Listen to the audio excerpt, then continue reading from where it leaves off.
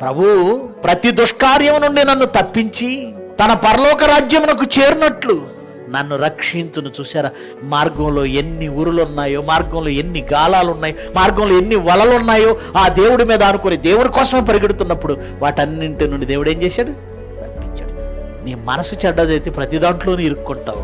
నీ మనస్సు మంచిదైతే, నువ్వు భక్తి కలిగిన వాడవైతే, నీ చుట్టూ వలలు విసిరేవాళ్ళు ఉంటారు నీకు వల వేసేవాళ్ళు. కానీ నువ్వు దొరకవు. ఎందుకు దొరకలేదు? భక్తి గలవాడవై నీ మార్గంలో నువ్వు సూటిగా వెళుతున్నావు. దేవుడు దాన్ని ఏం చేస్తాడు? తప్పిస్తాడు. తప్పు వాళ్ళదని తోసేయడం కాదు, నిన్ను నువ్వు కాపాడుకోగలగాలి. దేవుడు తప్పిస్తాడు. నువ్వు అంత యథార్థంగా నువ్వు దేవుని మార్గంలో వెళుతుంటే ఏ ఊరికి చెక్కనివ్వడు. నువ్వు యథార్థంగా వెళితే తప్పిస్తాడు. తప్పించి తన జీవ మార్గమునకు పరలోక రాజ్యానికి చేరుస్తాడు. ఆలోచించండి, మన జీవితంలో లక్ష్యాన్ని మర్చిపోయి బ్రతుకుతున్నారా?